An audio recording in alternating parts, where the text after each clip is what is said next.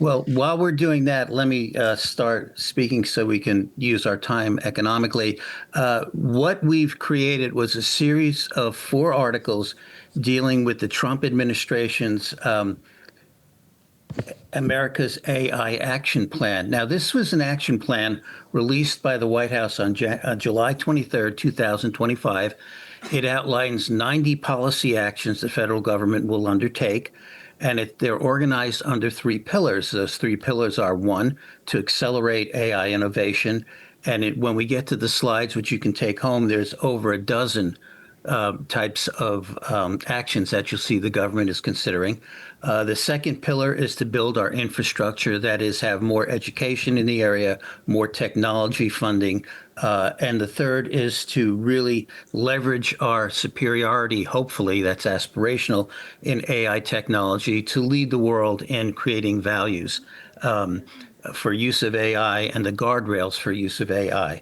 As President Trump mentioned at the beginning of the plan, he said, as our global competitors race to exploit these technologies, it is a national security imperative for the United States to achieve and maintain unquestioned and unchallenged global technological dominance. Why was this so important? Well, on his first day in office, he rescinded the Biden executive order on AI. And the reason why he did that was many people feared the implications in Biden's order. And those implications were that a federal sort of police force was being created that could come into your business, come into your AI use, and decide whether it comports with the Biden social policies, whether they be DEI or something else. So Trump pushed that aside, and this is a more inward-looking plan for the federal government to sort of clean its own house and to encourage AI innovation without such an intrusive lens into companies' trade secrets and use of AI. Now, there are four topics we cover in these articles. One is AI bias, inappropriate AI bias, and how the government plans to deal with that. Um, the other one is combating malicious deepfakes and imaginary evidence, and that is for our judicial system, our law enforcement system, and frankly, any system where we use deliberation and evidence, such as in SEC proceedings, ITC proceedings, and the like. Then we move on to the plan's discussion of the Take It Down Act, which has to do with requirements to take down non-consensual, intimate audio-visual works that appear on the net, and that's important. If we have time, we'll get into that a little bit. And then there's it's not treated in the act, but we talk a little bit about chatbots, and they're figuring in later in the latest product liability theories. Our final part will be the discussion of an AI. Oh, okay, you can move forward. If you can move to like the third slide, because I don't have control of that. Okay, I just thought, okay, these are the four articles that will be eventually consolidated into a book. They'll be re-edited, adapted, and updated. And like I said, the main topics are bias, deepfakes, the Take It Down Act, and artificial intelligence. When does it become acquired intelligence? In other words, who owns the results? We don't have time to talk about the patent and copyright implications, but I may, if I do have a minute, talk about that a little bit. Now, we'll go to the next slide. And one of the things about the bias in AI systems, you can go back to the Google's Gemini a few years ago, where they decided to bias their results in favor of non-white males. And so when you would ask it a question, a factual question, what did a Viking look like, or what did the founding fathers of the U.S. look like? This is what you got. You had an Asian Viking and an Asian founding father. Now, aesthetically, these are great works, but they're totally historically inaccurate.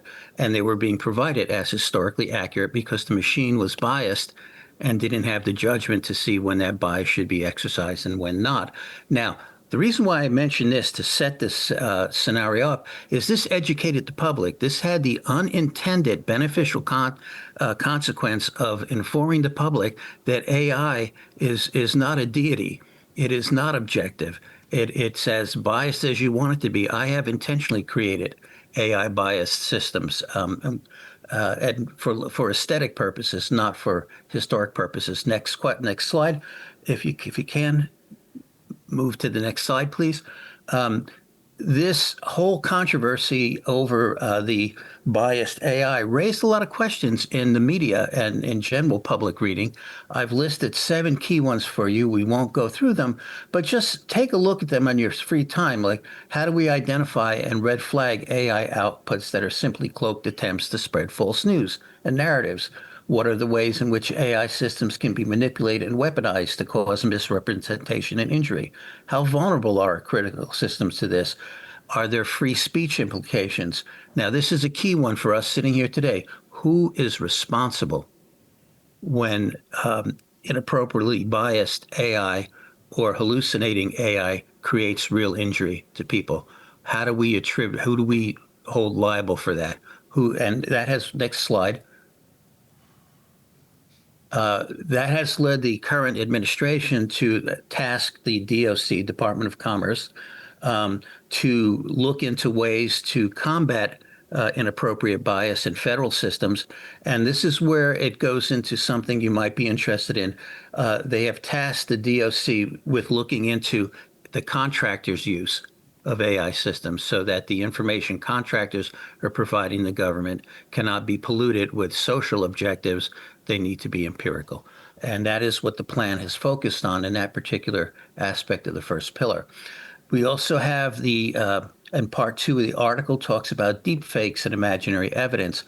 Our courts and law enforcement people are struggling with what they think might be altered evidence, but they have no technology to evaluate it. So we've seen, and it goes into incredible detail in this particular article, but for the purpose of our slide, we've seen a lot of academic and judicial concern about how do we introduce evidence and authenticate it and give it weight. And by the way, if you want to read the article, I really go to the next slide. I really, next slide, please. I encourage you to read the article where it talks about the Salem witchcraft trials and the use of spectral evidence. The parallels to deepfake evidence are profound. The parallels to experts such as Cotton Mather, who used that deepfake type evidence to perpetuate a political system that was under attack by, for example, King James, they're just right there for you. So it's not just exaggeration, it's real history. And it shows you how bad the system can become when it's polluted with deep fake type evidence. Salem witch trials are a perfect example. And they were politically motivated, by the way. Now, move to the next slide.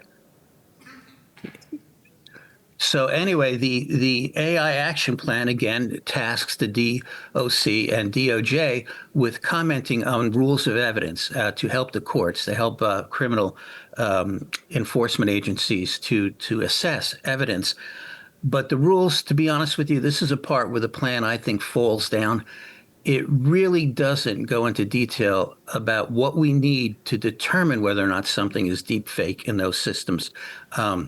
You could have all the rules you want, and they can be perfect.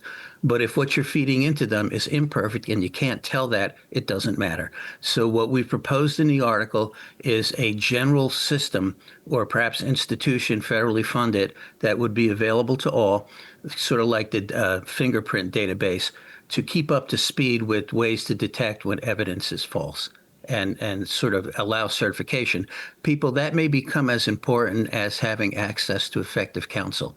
Because it doesn't matter how good your lawyer is. If the evidence polluted and nobody can tell that, it doesn't matter. You're going to have a failed system. So we have actually proposed beyond the AI action plan that sort of solution. Let's move forward. Next slide.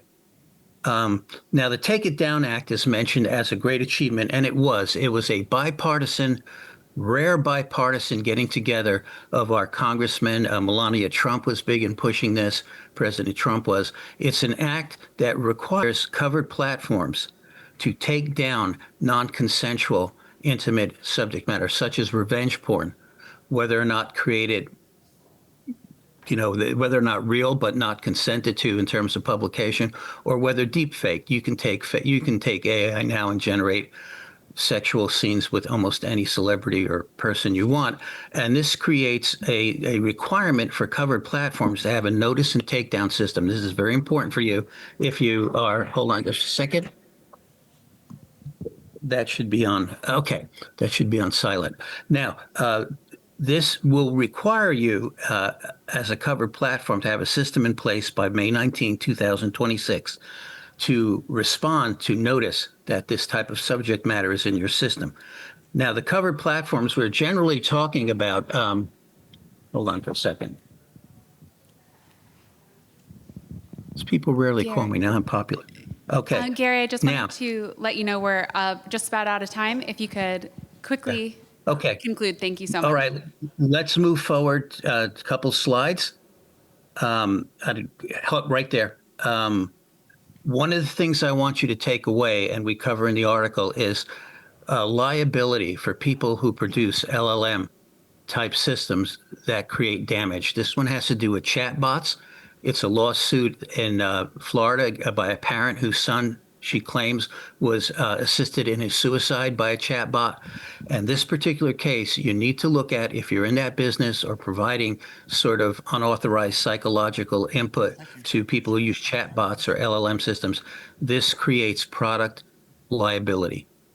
Now, once you're in the world of product liability, if you saw The Big Lebowski, when Walter says you're entering a world of pain, you are. So we see now the court, or at least this court, is moving towards holding not only the company liable, but also some of its executives personally liable. I encourage you to look at the slides. There's a lot more, and eventually take a look at the articles and the book when it comes out. Thank you for your time and your indulgence. Thank you, Gary. A wonderful talk and a fantastic series of articles with tremendous insights and very creative. So thank you. Okay, thank you, guys. Thanks.